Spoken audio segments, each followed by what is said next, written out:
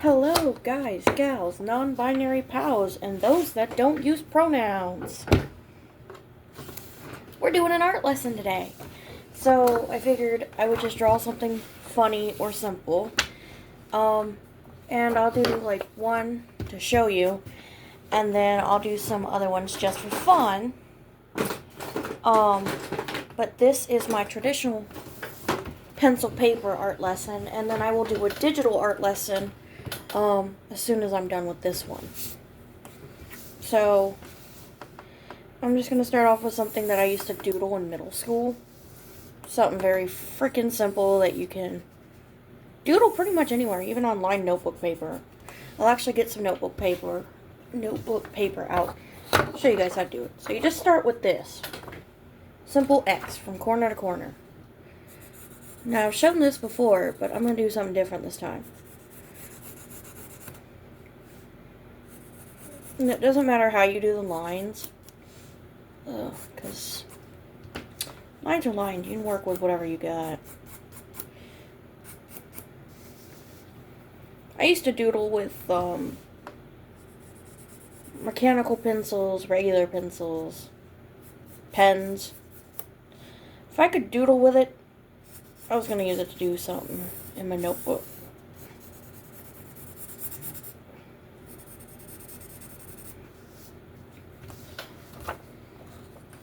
So this is what you have. I have a couple of circles here, or half circles. And I'm just using a regular number 2 pencil, I think. Yeah, it's a Walmart number 2 pencil, so. I mean, you literally don't have to have anything freaking fancy. It's, in the end, if it draws on the paper, it works, so. That's all that matters.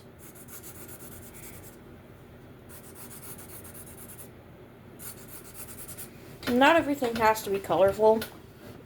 This one, I'm going to do a mixture of color and shading. But not every art piece has to be colorful. I've done a lot in grayscale too, so. I've done grayscale, I've done charcoal. It truly does not matter, as long as you like the art piece you drew. Now right here I have my art pencils for the shading piece, and I need my sharpener here in a minute. I have a freaking dollar store sharpener, I think I got it from the dollar store. I don't know. I've had this sharpener for so long that I really don't remember where the hell I got it from. I don't know what I was saying. Most of my stuff is like cheap art supplies. Like, I have a fucking dollar store eraser. Like, seriously. I think the most expensive shit I have are my fucking alcohol markers, and I didn't really buy those. Those were gifted to me. I would say that's probably the most expensive, besides the giant crayon tub, which was also gifted to me. So, technically the most I've ever paid for art supplies out of, like, by myself, maybe $25, if that.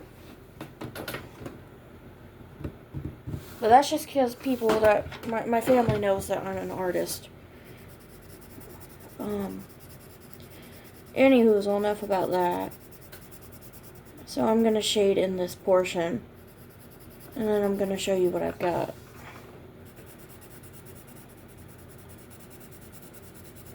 And if this one is a little too complex, the next design will be a little bit easier.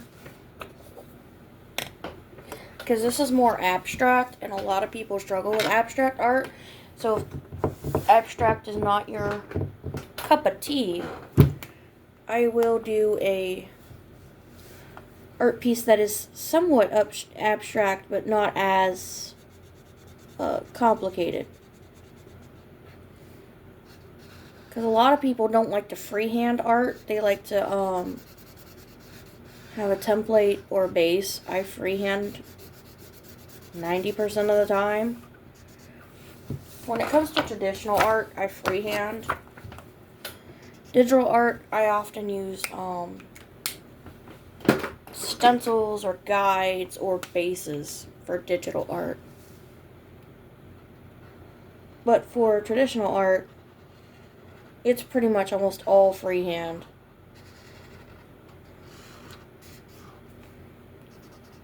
I don't think I've used like a base or anything for traditional art since elementary school. And that's just because I learned to freehand. But I will show this drawing on notebook paper. It just won't be colored because you can do this on any fucking paper.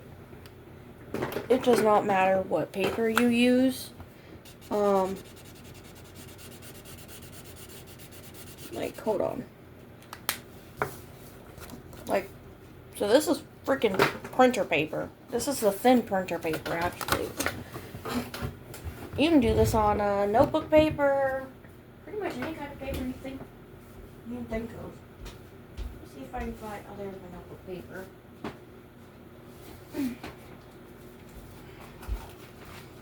I always keep notebook paper because I used to draw on notebook paper all the time in class.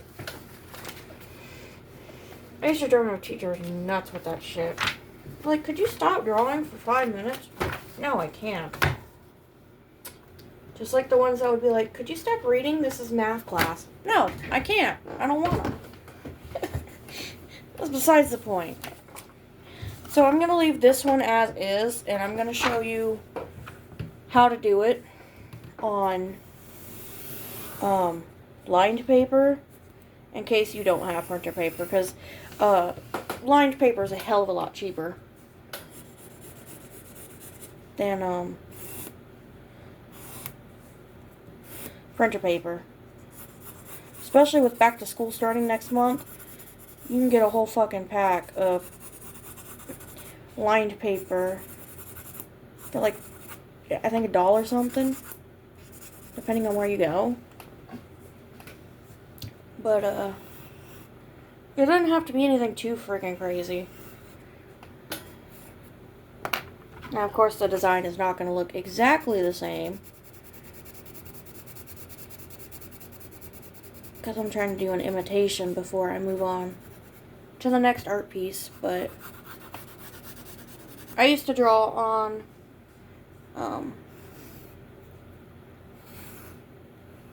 my notebook paper all the time, even if it was in a binder or something. I would still draw on it because paper's paper, see? Here's the almost exact same thing on lined paper versus printer paper. You can draw it on any paper. It doesn't really change anything besides on lined paper you have actual guidelines, as I call it, because that's what it is, lined paper. But you can use that as guidelines rather than freehanding it like you do with this one. A lot of people find the lined paper easier because you have the guide. You can use the lines as a guide. If you're not confident in freehanding. But I don't care either way. I use both.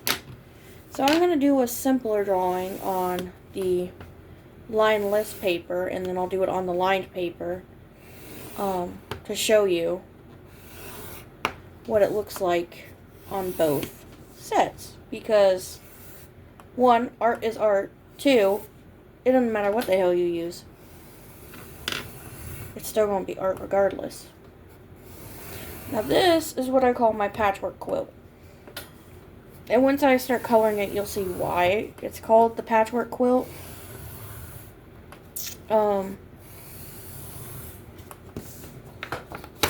Like I said, it'll make a lot more sense once I start coloring.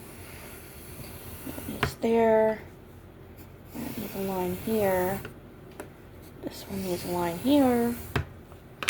Okay, so this is what it looks like. It's just seriously a bunch of grids, okay? freaking rectangle boxes, whatever you want to call it. Now, depending on how you want to go about it, you can do multiple different things here. Multiple different art supplies. But for this one, I'm going to use crayon, because this is how I normally do the patchwork quilt. So, depending on how many squares, you can pick however many colors. It doesn't matter what colors you pick, of course. Whatever speaks to you. Whatever makes you happy. And a lot of people like to outline their lines, but I don't. I do that after. Or sometimes I don't do it at all. And so when you start coloring in these little rectangles, some are squares, some are rectangles, it doesn't really matter what's what. These little shapes or boxes, whatever you want to call them, you can use any color. It doesn't have to be like 1000% perfect. I know how to color inside the lines, but most of the time with my art, I don't. Because to me, that makes it more unique to me. Rather than... Oops. Well, that crayon broke. That's alright. It makes it more unique to me than sitting there and coloring inside the lines. And if your crayon breaks, you can still use it. I have several crayons that broke, and I just keep using them because they still work. They're just broken. As my one shirt says, broken crayons still color. So, no need to throw away a broken crayon. It still works. Especially in this economy. If it works, it works. Like my broom I have that is missing a top. It's missing the plastic piece, and so it's straight metal, and I've cut myself twice on it. My mom was like, just throw it away. And I'm like, in this economy? No, it still works. I'll just freaking tape the top of it. In this economy, we fix it with duct tape. Alright, so once I finish this next box, I will show you what it looks like. And then I'll go back to coloring in these boxes. But I will show you, once again, I will show you the lined paper version when I'm done with this one. You can use really any art supply to do this, but you'll see why it's called the patchwork quilt once it's finished.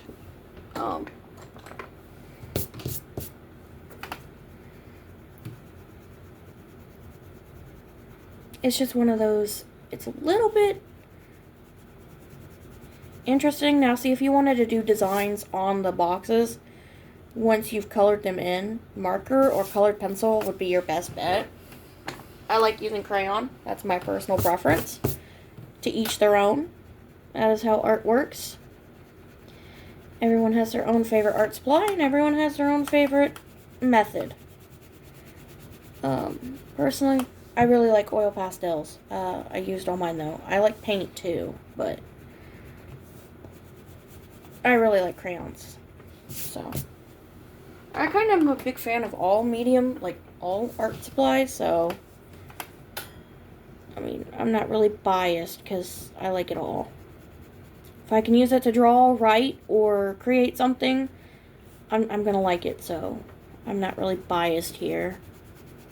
I just don't buy the expensive brands because I'm like, why waste that much money when I can buy it cheaper? That's just me. A lot of people really love the expensive brands and they're like loyal to it, which... No hate, no shade, no hate, no nothing. To each their own, once again. If that's your cup of tea, that's your cup of tea. For me, it's not, so I prefer the cheap shit, so that's just my personal preference and opinion.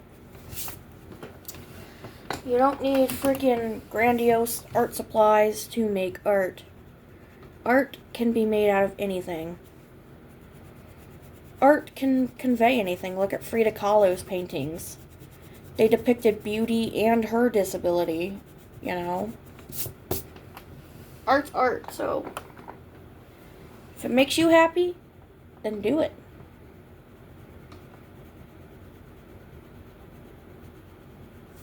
Yeah, I know. I do the weird tongue thing. If I'm really focused, I blep like a cat.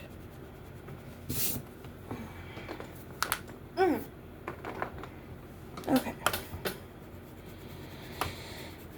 So, I'm gonna sit here. Okay. So, I'm not gonna finish the whole thing, but this, see what I mean? See how it's starting to look like a quilt of different colors on the printer paper? So, with that being said, we're gonna move on to the lined paper version. And I'm going to show you how to do it on lined paper. Because with lined paper, of course, you have the actual margin of the paper to guide you as you do this. Now, I personally haven't drawn a notebook paper since middle school. Because I have recently been buying sketchbooks. And I've also been doing a lot of digital art. So this is my first time drawing on lined paper since middle school. So, pardon my terrible line work.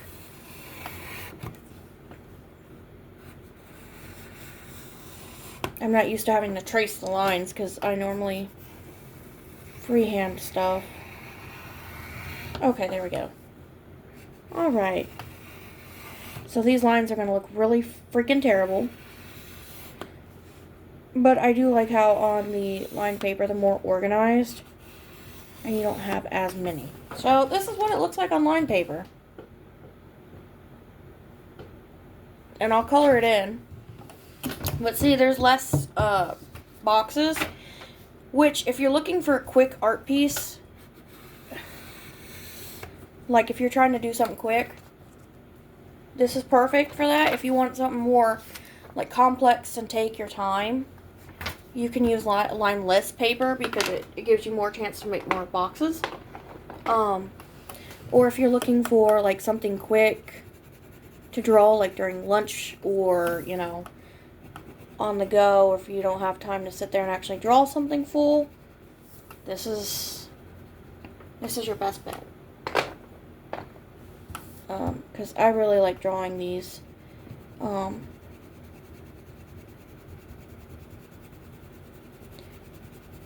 the lined paper, just because I can use this as a guide. But once again, to each their own. Not everybody likes notebook paper. See, I've used all kinds of paper. I've used copy paper. I've used the back of photo paper. I've used lined paper. I've used sketchbook paper. I've used heavy paper, which is like the mixed media paper. I've used construction paper. And to me, if I can draw on it, I draw on it. I've used, like the, Valentine's candy boxes. It's a certain brand.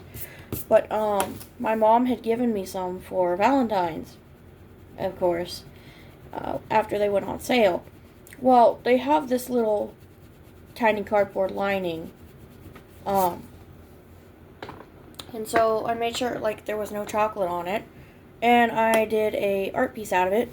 And with the 4 boxes that I had, I took out the cardboard thing and turned it into an art piece. It's pretty much just full of circles. It's actually on my wall. But yeah. Some people draw on cardboard boxes. Like my sibling, they're fantastic at making things out of cardboard and stuff. I am not. I have never been that good. I'm more so a writer than I am an architect, I guess. I don't know. My sibling has made some really cool shit out of cardboard and random crap around the house. And they're way better at drawing people and animals than I am. They're better skilled at it. So I'm going to show you this, and then I'm going to finish this one, because this one has less boxes. so it won't take me as long to finish. But see, this is it on line paper, and like I said, line paper is the best for its guidelines because it literally has lines that you can follow to draw your artwork.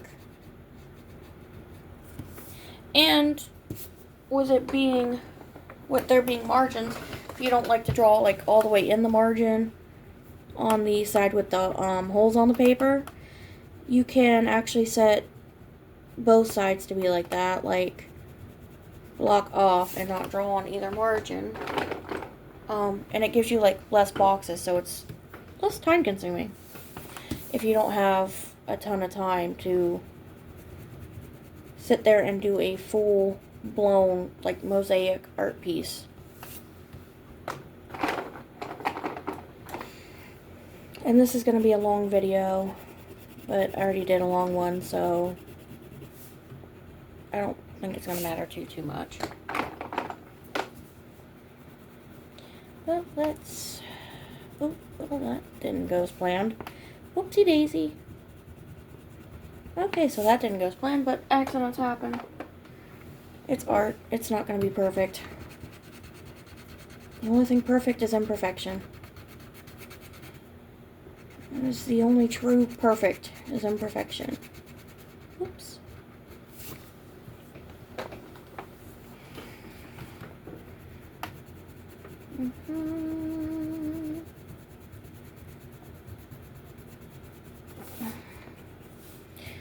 Plus, if everything were perfect, there would be nothing beautiful. Because we find beauty in brokenness and flaws. And if everything were perfect, well, we'd all be bored. Or at least I would be bored. I'd be sitting there trying to find the slightest thing wrong with it. But like, I know there's something not right with it, and then everyone's like, no, it's perfect, literally. I'm like, oh, come on. Plus, if everything were perfect, there would be no diversity amongst anything. It would be boring as hell. We'd all be bored out of our minds. Which I don't think anyone truly really wants to be bored out of their mind. I mean, some people might, but not me. But once again, nobody is me besides me, so I can't tell other people what they would and wouldn't want to do. So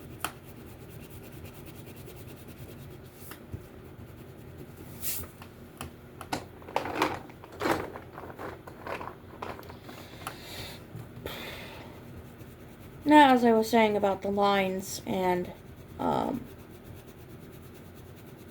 setting up the margin, some people that I used to know that did art on lined paper like I do, they would block off the right margin as well.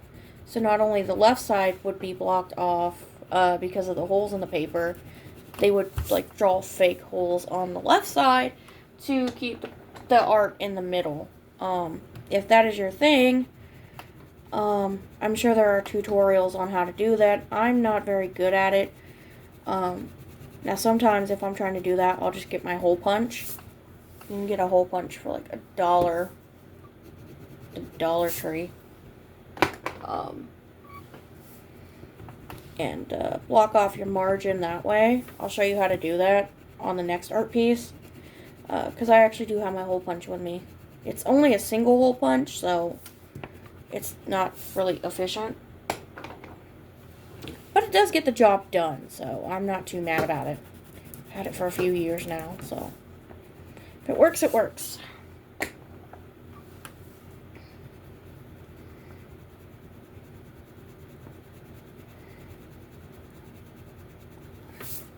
But see, this is what it looks like.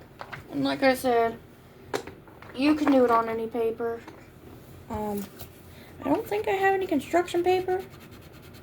I don't know. I don't use construction paper often unless I'm doing like a big project or a craft. But I don't know if I have any, so I won't be able to do the construction paper today. But if I do stumble across some moolah somewhere, I will go buy some and do it on construction paper to show you guys that too. But for now, it's just going to be printer paper and notebook paper. Because that's what I have right now. And then, of course, I'm going to do a digital art video. Where I pretty much just draw things. And when I post it, you'll be able to see what I use to draw it. So, like, instead of using the whole time-lapse video thing that IBIS has, what I'll do is I'll record it, like screen record it in real time. So that way you can actually see how long it takes, because I don't like the time-lapse videos unless I'm trying to kind of give you a quick rundown on how something's drawn or how I did it. Because the time-lapse they capture the mistake, but they don't really capture how long it takes to actually get the crap right in real time. Because it's more of like, okay, so you did X, Y, and Z, and now I'm just going to kind of like spit it back at you. Whereas if I record it in real time, you'll be able to see the actual process of digital art. Because it does take me a while sometimes to get things right. It just depends on the day and my mood. Because if I'm in a good mood, I can work pretty decently. Alright, the patchwork quilt is almost done. It's actually looking really good. Now see, I used to do these with colored pencil and markers. But some of my bigger ones I've obviously done in crayon. But no, I used to do most of these in like marker, colored pencil. I think I did one in pen before, and I hated the way it turned out. I don't know what happened to it. I might have thrown it away. I try to keep my old art, but sometimes I get mad at it, and I don't like how it looks, so I throw it away. But I do encourage people, instead of throwing your art away when you mess up, keep it. It'll be a sign of your growth. So keep it. I'm getting better at doing that, even if I get mad at how I drew something.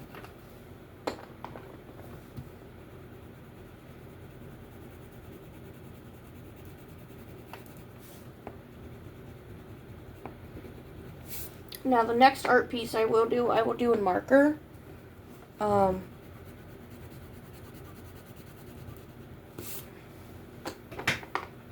Just because I really like markers.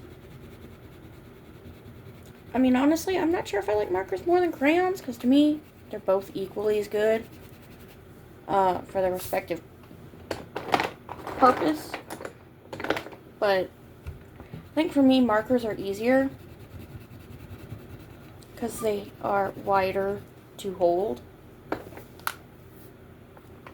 And they're not as hard as on my hands. Now, I personally, my joints hate me, so I have to crack them every so often because they hate me. But if you don't struggle with that problem, crayons are awesome. Colored pencils too. Now, if you're like me and your joints hate you, markers or bigger crayons are going to be your best bet. Because they do make bigger crayons, but they're not as, like, diverse in color. They're mainly, like, the main colors you get anywhere on the fucking planet. Okay. So this is what the finished patchwork quilt looks like on notebook paper. Now, this next one, like I said, I'm going to do with markers.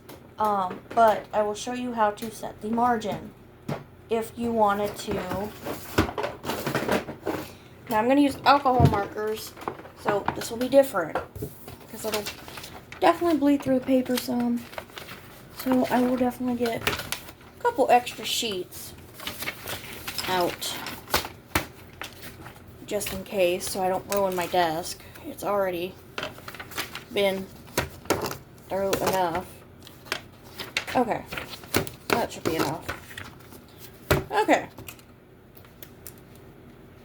So, if you want to set your margin, and you're terrible at drawing like I am when it comes to setting margins, you're going to do this little trick. You take your paper,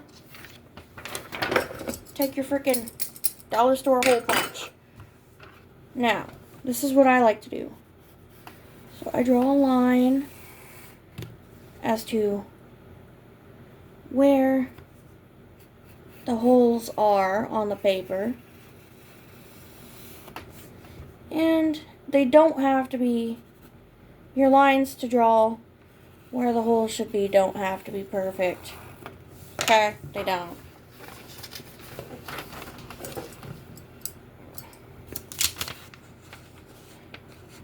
And your hole on the paper doesn't have to be perfect either. It just has to be good enough for you to set your margin. So, like, it's okay if it's uneven, because this is totally uneven.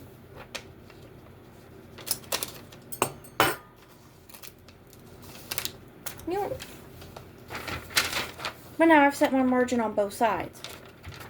So yeah, the second side looks a little trashy, because the holes aren't perfectly lined up, and they're not as big as the pre-cut. But it works well for a freaking dollar store hole punch. So, don't get me wrong on that one. It's great for a dollar store hole punch. Give me a second. Grab my drink. Okay.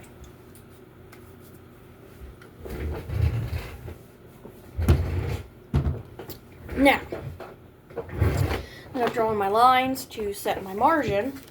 Now that my margin's drawn, I'm going to erase them, because on this line, or this art piece, I don't need lines. This is going to be a freehand on the lined paper. Oh, hi Charlie. My cat has decided to join. Okay, give me 1 second, y'all. Now come back. Okay, so this is going to be freehand on the lined paper. So let me set my other art supplies over here. This paper is obviously different. But here we go. So I'm going to use the alcohol-based markers. And we're just going to draw whatever we feel like. I'm going to do circles this time. But if you're using like whatever marker you have, you can draw what you want. But I'm going to show you something cool that I like to do when I draw these circles.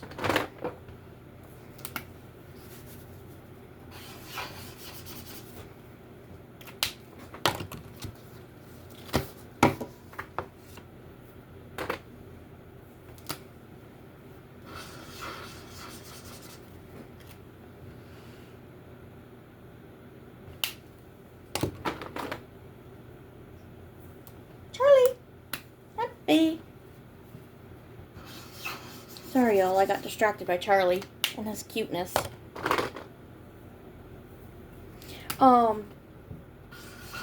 Anywho, the brand of alcohol markers I'm using is Well OKB.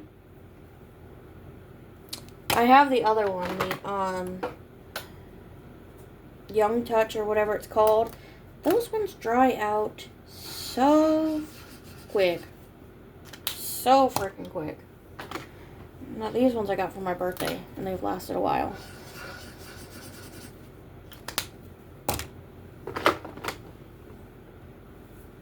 Charlie, where you at? Hi, buddy. And they are vibrant, like very, very vibrant. And they bleed heavily, so make sure that if you are using alcohol-based markers, you have something underneath your paper so you do not ruin your furniture or if you still live at home with your family, or you are a young audience member, so that you don't ruin your parents' furniture and get in trouble. Because that is the last thing I'd want for any of you, is to get in trouble because your alcohol markers bled onto your parents' furniture. So, please take my advice. If you're going to use alcohol markers and you are a child, 1, use them in the presence of an adult. 2, please put them under something heavy. Okay, as I was saying, if you are a young audience member, and by young, I mean 16 and under, young, if you use alcohol markers, rule number 1, use them in the presence of an adult.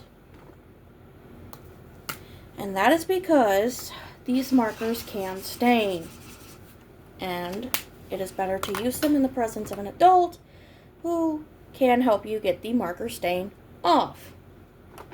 2, when using alcohol-based markers, do not just set it on one layer of paper or 2 and then put it on your furniture. Because if you put it on just 1 to 2 layers of paper, this is what will happen. There's still spotting on this paper. It will stain your table and your furniture. And that will get you in trouble. So, if you are a young audience member, 1, like I said, use it in the presence of a trusted adult that can help you get marker stains off of you. 2, please put it under 4 to 5 layers of paper or cardboard. And 3, wear clothes that you will not get in trouble if they get marker on them. So, for example, if you have a really old t-shirt that your mom or your guardian said, hey, you can wear this to play outside or do art in, wear that when using these markers. Simply because these things do stain. And like I said, the last thing I want for my audience is for them to get in trouble if they accidentally stain their clothes, their hands, or their parents' furniture. Which, to avoid all that, step 1, use them in the presence of a trusted adult. 2, wear old clothes. 3, put 4 to 5 layers of paper or cardboard underneath the paper when you use these markers. Those are the top 3 rules that I personally have for using alcohol markers. Just because I know how heavily they stain, because I have gotten stained by them before. And they do bleed through paper, like I said. So once I'm done doing this, I will show you what the paper underneath actually looks like when this is fully done, to show you how bad the staining can be. Just as a cautionary tale, to be careful when you use these things.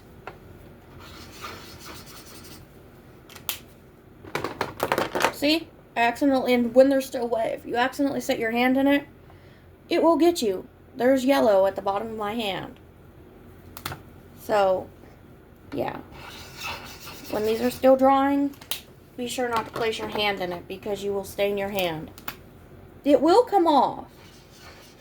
It'll just be annoying for a few days to have a stain on your hand. It should fade after about a day or so.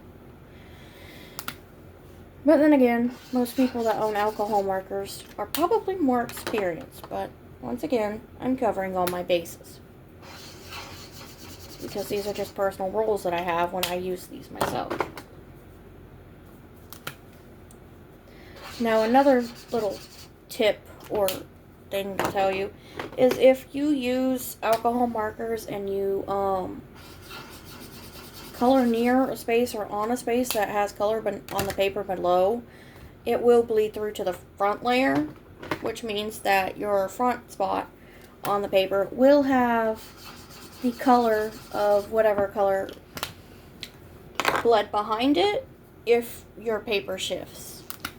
So that is one thing to look out for, because that can happen. I have personally had that happen a couple times with yellow and blue. So that's just something to look out for. If you're using a lighter color and your paper is shifted and the spot underneath has a darker color, it will bleed through. The darker color will overtake the lighter color and you'll have a really weird spot on your paper.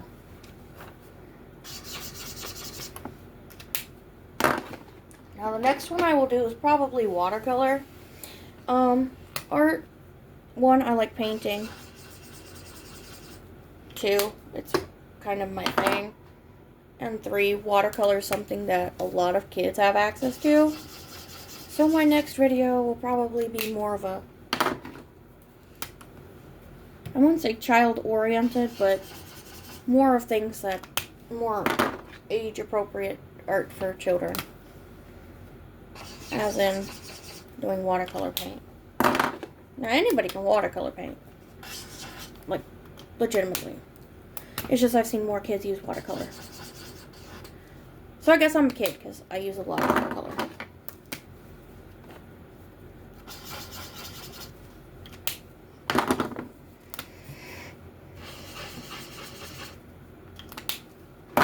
Alright, down to the last 2. Let's see, where do I want to put this one? Right there. Put that there. And here. So I'm going to put these markers back in the drawer. And then I will show you the final piece.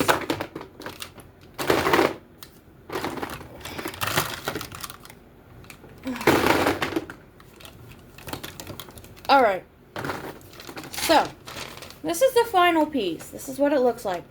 Of course, that's the back of it. Now, if you don't have paper underneath, this is what your table would look like. If you didn't have paper underneath that, your table would still stain. There's still color on it. Now, by your 4th paper, it's completely clean and blank. So please, if you use alcohol markers, definitely layer them. Because it will bleed. A lot. I have had that happen to me so many freaking times. But I can't count because it's annoying. Okay. Set those there for now. So the next piece, of course, will be the watercolor segment. So I need to go get the water. So I'm going to pause it. And I will be right back with my materials. Dang it, paper.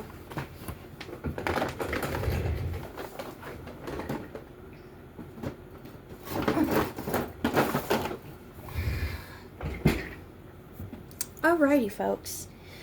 Here is my favorite part. The watercolor segment. Yay! I'm a huge watercolor nerd. I got this palette from Dollar Tree. Like 2 years ago? Something like that. Anyways, it's lasted me a while. You can also get it at Dollar General Pop Shelf, but it's like $5 there. But I'm pretty sure it's also $5 at Dollar Tree as well. Now, with watercolor, you can freehand.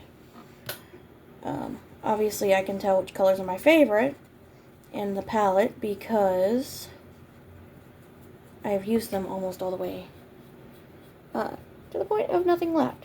So I'm going to paint on the notebook paper, and I'm going to paint on the printer paper. Hi, Troubles. Use the blue. Now, once again, when it comes to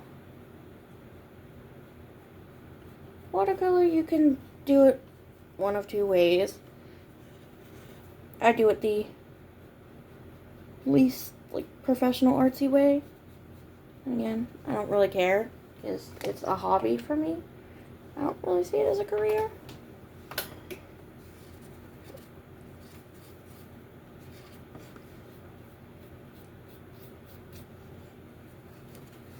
Now see, I can vaguely paint things if I try hard enough. Like, obviously, this was just me warming up my brush. I'm gonna fold it. Yeah, set that to the side. Okay, obviously that was me warming up the brush. Okay, where is the black? Now, I have a specific brush I use for the black, just because it works better for outline.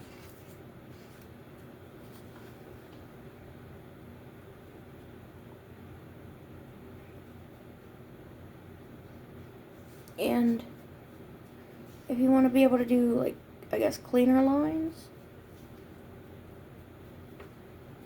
this type of brush will do. But once again, it's really all up to you. Okay. Just a little more. Okay. So once again, it's really all up to you as the artist. 1, what you choose to paint. 2, how you choose to paint it, or draw it, or whatever.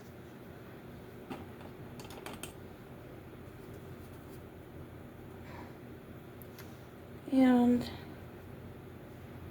what the final project or final result will be. Now this one is just kind of a random little thing I'm doing. Now of course I will probably release this video early, so I will probably release it today instead of tomorrow. I'm not sure yet.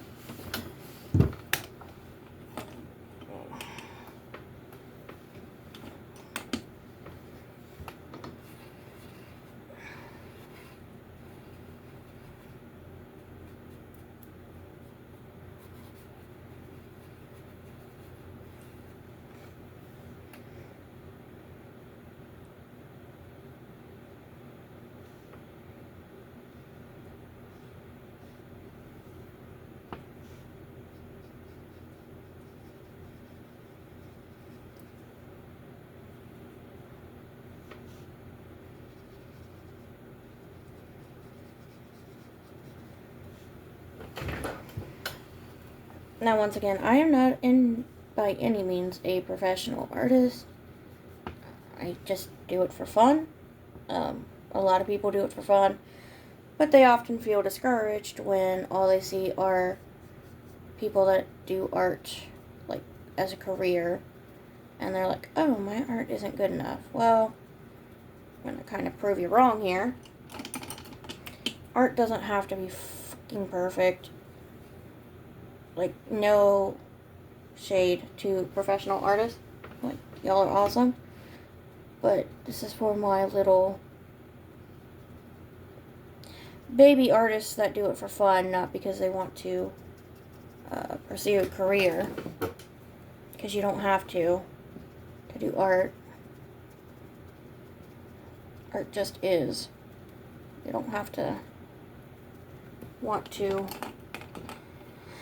pursue a degree or a career in it to do it. Art is just fun.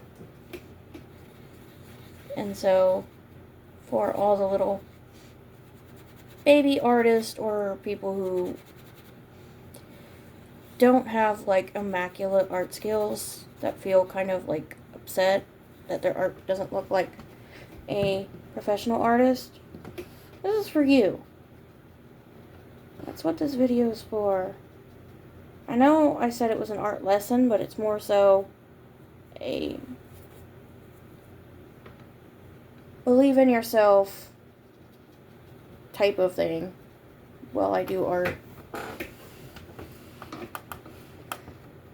Because once again, art doesn't have to be perfect. It just has to be fun. As long as you're having a good time and you're doing art safely, then that's all that matters. Doo-doo.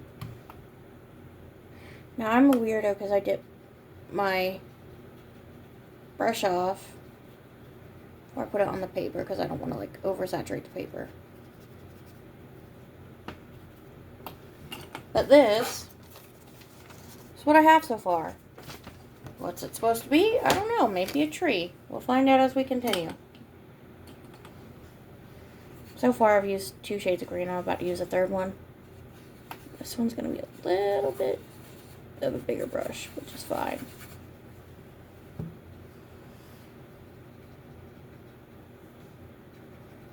But this is for the baby artist and the art hobby people.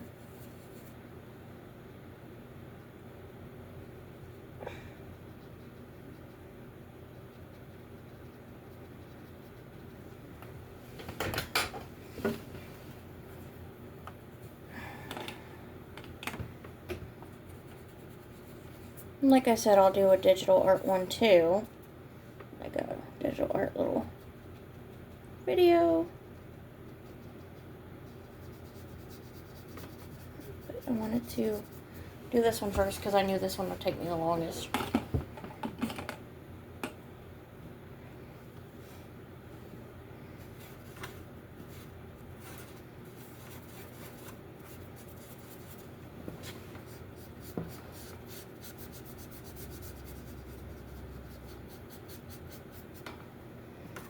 And I apologize if I'm like slurring my words or slowing down. I've been up for a while and I'm starting to feel the tiredness. So I apologize if I'm starting to sound kind of slurred or slow. I'm fine, just tired. Okay. So, this is what I got. I think it looks pretty good. So, that's my little watercolor section. I do want to say to all you baby artists and aspiring artists and artists that don't really want to do this as a career. Have fun, enjoy yourself, and just trust yourself in the process of art. It does not need to be perfect.